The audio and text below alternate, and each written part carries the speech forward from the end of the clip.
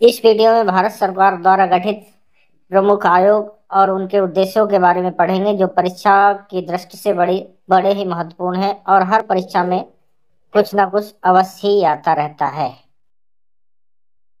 पहला है स्वामीनाथन समिति, जिसका संबंध जनसंख्या नीति से 1993 में जनसंख्या नीति के लिए गठित की गई थी।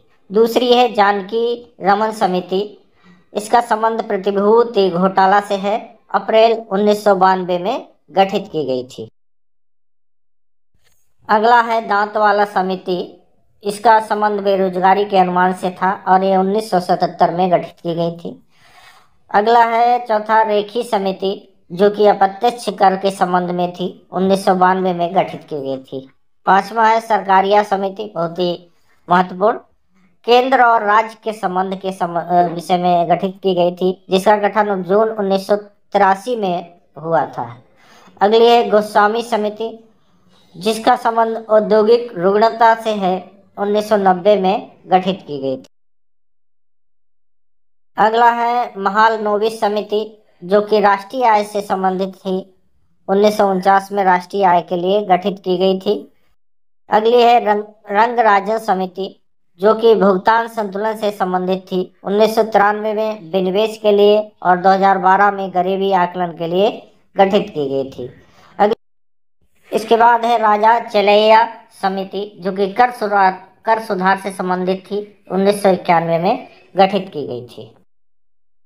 इसके बाद है मल्होत्रा समिति, जो कि बीमा क्षेत्र में सुधार से के लिए गठित की गई थी, 1993 में इसका गठन हुआ था।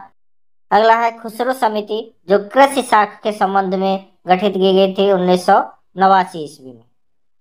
अगली है गोईपोरिया समिति, जो बैंक सेवा सुधार के संबंध में गठित की गई थी, 1990 में। इसके बाद है भूरेलाल समिति, जो कि मोटर वाहन करों में वृद्धि के संबंध में गठित की गई थी, 1998 ईस्वी। अगली है नरसिम्हन समिति, वित्तीय बैंकिंग सुधार के संबंध में गठित की गई थी। पहली समिति 1991 में और दूसरी 1998 में। अगली है भंडारी समिति, जो कि क्षेत्रीय ग्रामीण बैंकों की पुनर्संरचना के लिए गठित की गई थी, 1994 में। इसके बाद है लास्ट सच्चर समिति, मुस्लिमों की सामाजिक, आर्थिक व शैक्षणिक स्थिति का अध्ययन करने के लिए गठित की गई थी, मार्च 2005। धन्यवाद।